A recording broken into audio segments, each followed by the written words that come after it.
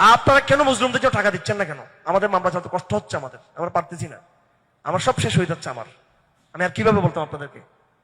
আমাদের বাংলাদেশে এখন 54 জনের মতো যার ফাঁসি আসামি আছে বাংলাদেশে, এখনো 54 জন মতো। এরপরে যাবজ্জীবন আছে অসংখ্য, এখনো হাজিদি মামলা অনেকের দিচ্ছে না। পুরো আদালত বিবাদাসুলভ আচরণ করতেছে। পলিটিক্যাল মামলা হলে, জামাত বিএনপি মামলা হলে সেগুলো খালাস, সেগুলো মুক্ত, সেগুলো শেষ।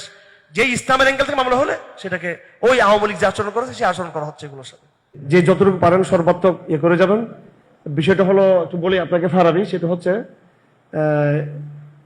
কোর্ট হাইকোর্ট বন্ধ হচ্ছে 5 তারিখে না, 5 তারিখ বন্ধ হচ্ছে।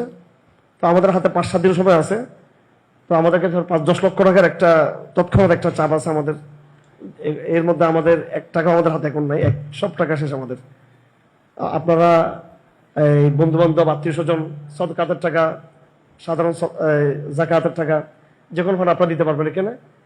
এবং কিতাবে আছে ফক্কুল আসির ওয়াজিবুন শারআন, মুসলমানদেরকে কারাগার থেকে মুক্ত করা, জালিমের বন্ধু জিন্দাখানা থেকে মুক্ত করা, এটা প্রত্যেক মুসলমানদের উপর ফরজ এটা। এবং যদি এক পক্ষ যদি আদায় করে তাহলে অন্য পক্ষ এখান থেকে মুক্তি পাবে। যদি কেউ যদি আদায় না করে তাহলে সবাই গুনাহগার হবে এটা। তো এবং কিতাবে লেখা আছে যে পৃথিবীর লাউ উসিরা মুসলিমুন ফিল মাশরিক, পৃথিবীর পূর্ব প্রান্তে যদি কোনো মুসলমান গ্রেফতার হয়, লাওয়াজাবা আলা আহলিল মাগরিব, পৃথিবীর পশ্চিম প্রান্তের মুসলমানদের জন্য ওয়াজিব হচ্ছে তাকে সেখানে মুক্ত করে নিয়ে আসে। এটা একটু আপনারা খেয়াল রাখবেন।